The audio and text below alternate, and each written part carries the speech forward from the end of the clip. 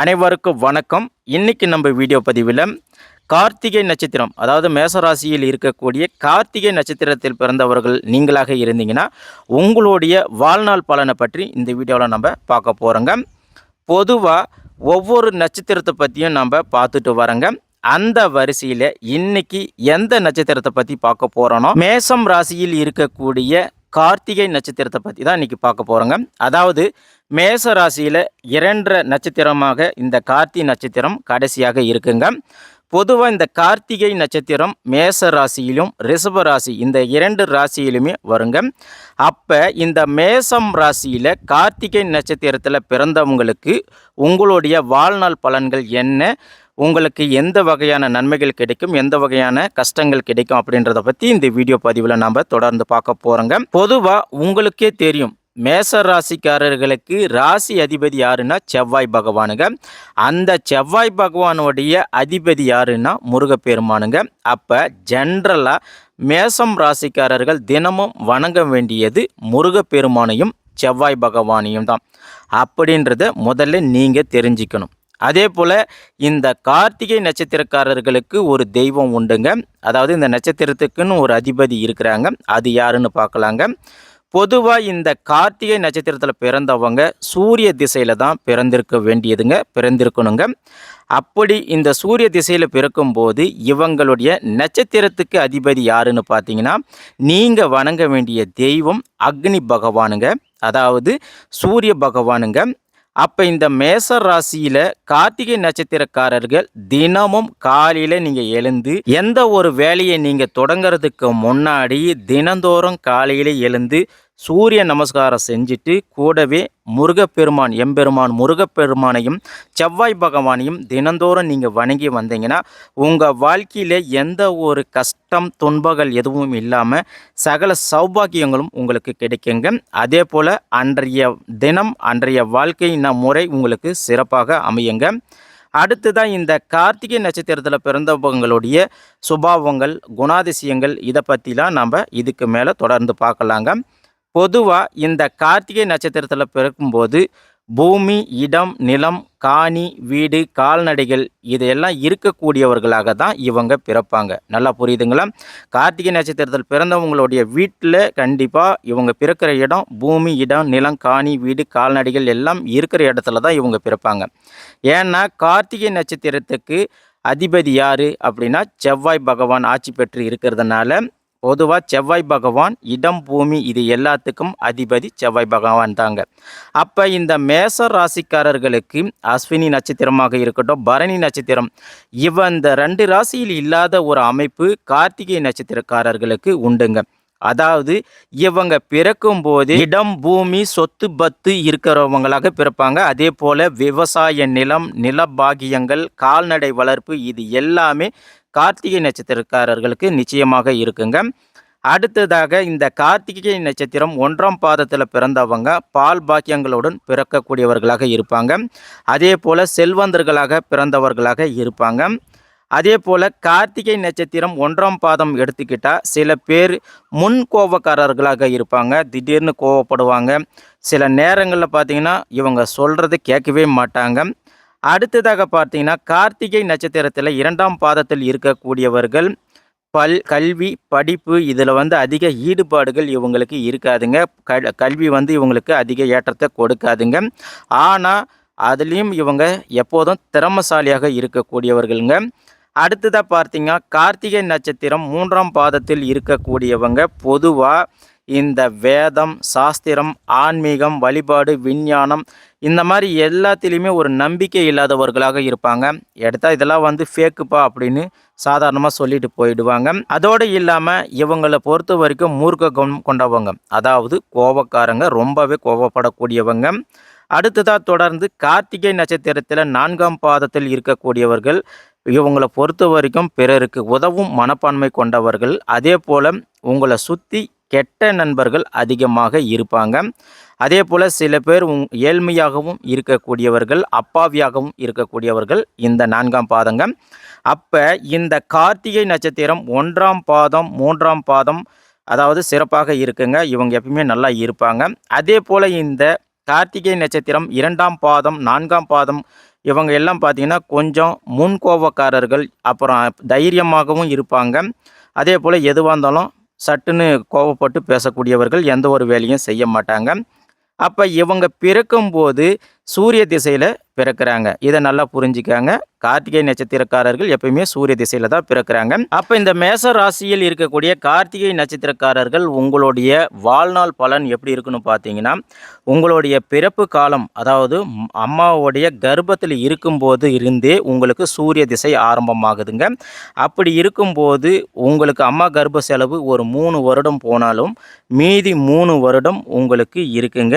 அந்த 3 வருடத்தில் உங்களுடைய அப்பா கார்த்திகை நட்சத்திரத்தில் உங்கள் வீட்டில் யாராவது கார்த்திகை நட்சத்திரம் மேசராசியில் பிறந்திருக்கிறாங்கன்னா, இவங்க பிறக்கும் போது இவங்களுடைய அப்பாவுக்கு மிக மிக அருமையான காலங்க. சூப்பரான காலம். அதாவது இவங்க பிறக்கிறதுக்கு முன்னாடி உங்கள் குடும்பத்தில் கஷ்டம் நஷ்டங்கள் இருக்கலாம். அதே போல் தொழில் நஷ்டம், வேலை கிடைக்காம போயிருக்கலாம். இந்த மாதிரி ஏன் சொன்னப்போனால் பிறந்த குழந்தைக்கு கூட செலவு பண்ண முடியாத சூழ்நிலை கூட ஏற்பட்டிருக்கலாங்க. ஆனால் இவங்க பிறந்த அடுத்த சில வருடங்கள், இந்த 3 வயதிலிருந்து 5 வயதுக்குள்ள கார்த்திகை நட்சத்திரக்காரர்களுடைய அப்பாவுக்கு நிச்சயமாக அரசு வேலை, கவர்மெண்ட் ஜாப்பு, கவர்மெண்ட்டில் உயர்ந்த பதவிகள், இன்கிரிமெண்ட்டு, ப்ரொமோஷன், அதே போல் உங்கள் ஊரில் இடத்துல ராஜ மரியாதைகள், ராஜ உபசம், அதே போல் அரசியலில் இருக்கக்கூடியவங்களுக்கு பதவி உயர்வு, இது எல்லாமே உங்களுக்கு கார்த்திகை நட்சத்திரத்தில் பிறந்தவர்களுக்கு 3 வயதிலிருந்து 5 வயது இருக்கும் இந்த 3 வருஷத்தில் எல்லாமே நடந்துருங்க.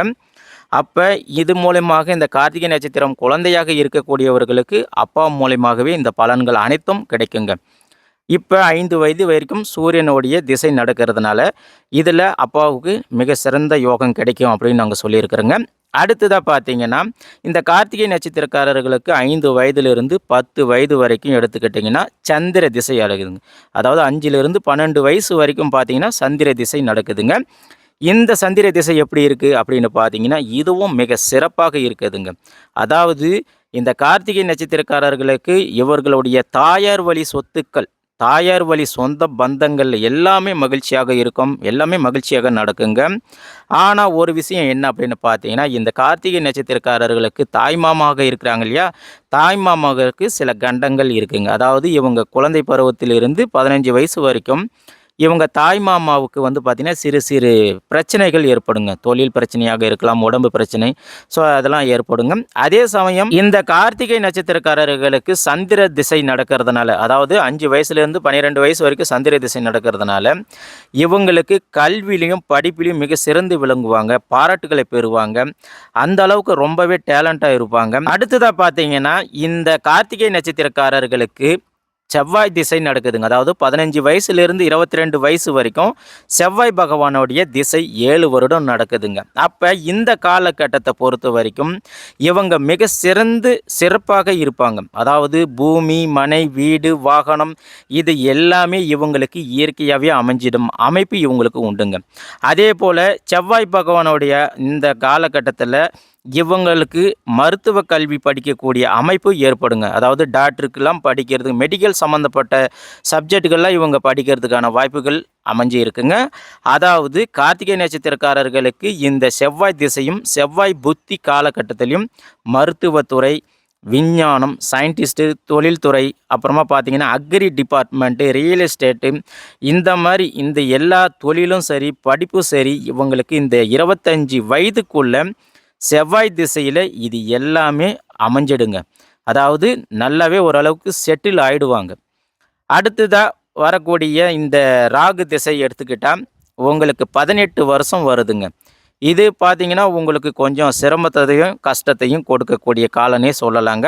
அதாவது 25 வயதுக்கு அப்புறமா வந்து பார்த்திங்கன்னா உங்களுக்கு ராகு திசையில் கஷ்டம், நஷ்டம், கடன் வாங்கிறது, உடல் ரீதியான பிரச்சனைகள், மன ரீதியான பிரச்சனைகள், அப்புறமா உடம்பில் நரம்பு பிரச்சனை, கண் பார்வை கோளாறு, அறுவை சிகிச்சை செய்கிறது, போக்குவரத்தில் பிரச்சனை, அதே போல் மெயினாக பார்த்திங்கன்னா வியாபாரம் செய்யக்கூடியவர்களுக்கு வியாபாரத்தில் நஷ்டம் ஏற்படுறது, இது எல்லாமே இந்த ராகு திசையில் கண்டிப்பாக நடக்குங்க. அதே ஒருவேளை உங்கள் சொந்த ஜாதகத்தில் இந்த ராகு பகவான் நல்ல இடத்துல இருந்தாருன்னு வச்சுக்கோங்க, நீங்கள் இந்த கார்த்திகை நட்சத்திரம் மேசராசியில் இருக்கக்கூடிய கார்த்திகை நட்சத்திரக்காரர்கள் வெளிநாடு, வெளி வேலை, அப்புறம் ஏற்றுமதி இறக்குமதி பிஸ்னஸ்ஸு, ஸோ ஒரு தொழிலாக இருக்கட்டும், வேலையாக இருக்கட்டும், ஃபாரின்லேயே செட்டில் ஆகிற மாதிரி இது எல்லாமே உங்களுக்கு ராகு பகவான் கிடைக்க செய்வாருங்க.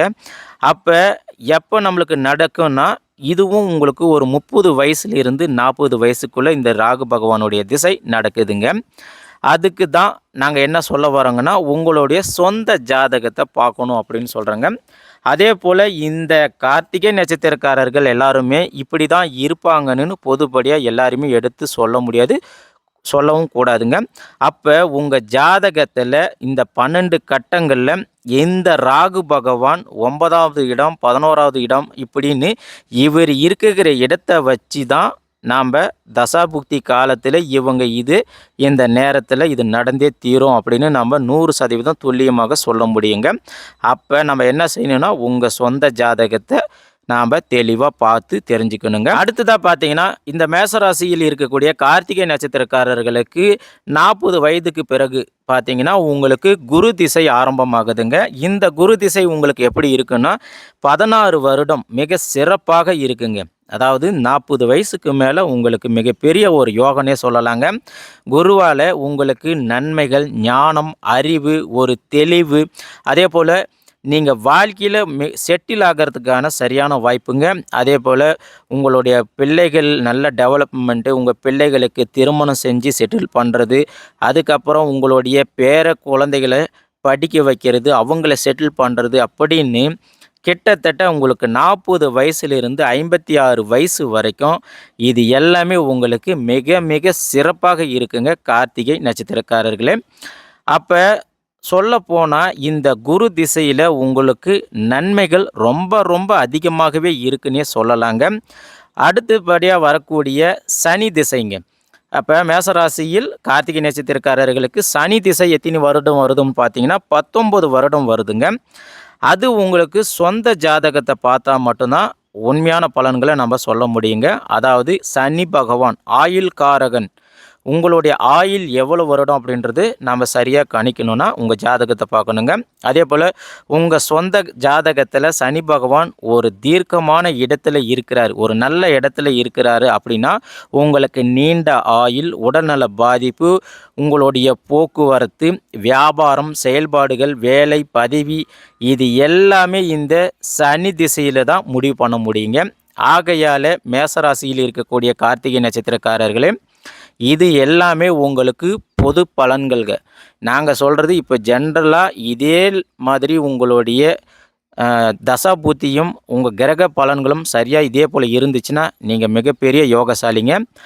அதுவே உங்கள் ஜாதகத்தின்படி சில மாற்றங்கள், நேரம், டைம்லாம் மாறி இருந்துச்சுன்னா அதுக்கேற்றாற் போல் உங்களுடைய கிரக நிலைகள் மாறுபட்டு அமைஞ்சு இருக்குங்க. ஆகையால் நீங்கள் தயவு செஞ்சு ஜாதகத்தை பார்த்து முழு பலன்களை பெறுங்க.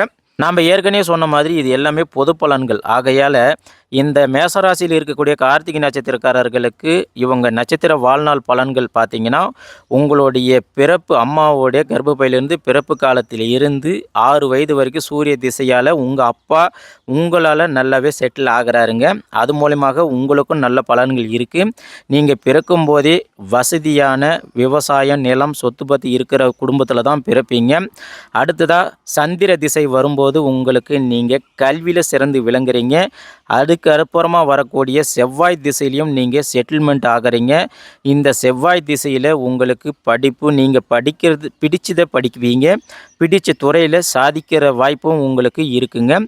அதுக்கு அடுத்து வரக்கூடிய ராகு திசையில் நீங்கள் வெளிநாடு போகிறதுக்கான வாய்ப்புகளும் இருக்குங்க. நாம் சொன்ன இந்த பொது பலன், அதாவது இந்த மேசராசி கார்த்திகை நட்சத்திரக்காரர்களுக்கு உங்கள் வாழ்நாள் பலன் இந்த மாதிரியான அமைப்பு உங்களுக்கு இருக்குது. இதை நீங்கள் புரிஞ்சிக்காங்க. இதில் உங்களுக்கு சில கஷ்டங்களும் வரலாம். அதுக்கு நாங்கள் ஏற்கனவே சொன்ன மாதிரி உங்கள் சொந்த ஜாதக பலனை பார்த்து தான் உங்களுக்கு கணிக்க முடியும். அப்போ உங்கள் ஜாதகத்தில் அந்தந்த தசாபுத்தியில் அந்தந்த கிரகங்கள் அந்தந்த பலனை தான் கொடுக்குங்க. இதை நீங்கள் முதல்ல தெரிஞ்சுக்கணும். அப்போ உங்களுக்கு என்ன தசா புத்தி நடக்குதுன்னு பார்த்து தாசநாதனும் புத்திநாதனும் உங்கள் ஜாதக கட்டத்தில் இந்த 12 கட்டத்தில் அனுகூலமான இடத்துல இருக்கிறாங்களா அப்படின்னு பார்க்கணுங்க. இப்போ கோச்சாரப்படி குரு பெயர்ச்சி, சனி பெயர்ச்சி, ராகு பெயர்ச்சி மூலமாகவும் எப்படி இருக்கிறாங்க அப்படின்னு இது எல்லாத்தையுமே நாம் துல்லியமாக பார்த்து சொல்லும்போது தான் உங்கள் ஜாதக பலன்கள் சிறப்பாக இருக்கும். அதே போல் நீங்கள் நினச்சிருப்பீங்க, இத்தனை நாளாக நல்லா இருந்துங்க, இப்போ என்னமோ தெரியல கஷ்டப்பட்டுட்டு இருக்கிறேங்க. அதே போல் வரக்கூடிய காலம் எப்படி இருக்குமோ அப்படின்னு சில பயம் உங்களுக்கு ஏற்பட்டிருக்கும். அப்போ இது எல்லாத்தையுமே முடிவு பண்ணக்கூடியது உங்களுடைய சொந்த ஜாதகம். அதே போல் உதாரணமாக வந்து பார்த்தீங்கன்னா, ஒரே குடும்பத்தில் மேசராசிலே 2 பேர் கூட இருப்பாங்க. இவங்க கார்த்திகை நட்சத்திரமாக இருக்கலாம், அவங்க அஸ்வினி நட்சத்திரமாக இருக்கலாம். பார்த்தியா அவன்லாம் நல்லா இருக்கிறான், நல்லா செட்டில் ஆகிட்டான், ஆனால் நம்ம இப்படி இருக்கிறோம், ஆனால் ஒரே ராசி தான் அப்படின்லாம் நினைப்பீங்க. ஆனால் இது சரியில்லை. ஏன்னா மேச ராசியிலே அஸ்வினி நட்சத்திரக்காரர்கள் அவங்க பிறப்பு நேரம் காலம் இது எல்லாமே சரியாக இருக்கணும். அதே போல உங்களுடைய பிறப்பு நேரம் காலம் இது எல்லாமே அந்த காலகட்டம் தசாபுத்தி இது எல்லாமே பார்த்து தான் ஒவ்வொருத்தருடைய வாழ்க்கை முறையும் இருக்குங்க. ஆகையால் மேசராசியில் இருக்கக்கூடிய கார்த்திகை நட்சத்திரக்காரர்களே உங்களுடைய வாழ்நாள் பலன் மிக சிறப்பாக இருக்குங்க. அது மட்டும் இல்லாமல் உங்களுக்கு சில பரிகாரங்கள் செஞ்சிங்கன்னா கண்டிப்பாக உங்கள் வாழ்க்கையில் முன்னேற்றம் உண்டாகுங்க. ஆகையால் நீங்கள் தினந்தோறும் செவ்வாய் பகவான், முருகப்பெருமான், அக்னி பகவான் இவங்க 3 பேரையும் நீங்கள் தொடர்ந்து வழிபாடு செஞ்சுவாங்க. அப்படி நீங்கள் வழிபாடு செய்யும் போது நிச்சயமாக உங்களுடைய வாழ்க்கையில் மிகப்பெரிய மாற்றம் கண்டிப்பாக கடவுள் கொடுப்பாருங்க. அதே போல் நீங்கள் எப்போவுமே நல்லா இருக்கணும் அப்படின்றதுக்காக நாங்கள் இந்த பதிவு செய்கிறோங்க. அதனால் நீங்கள் இறைவனுடைய அருளை பெற்று உங்கள் குடும்பத்துடன் பல்லாண்டு வாழணும் அப்படின்னு நாங்கள் வாழ்த்தி வணங்குகிறோம். நன்றி, வணக்கம்.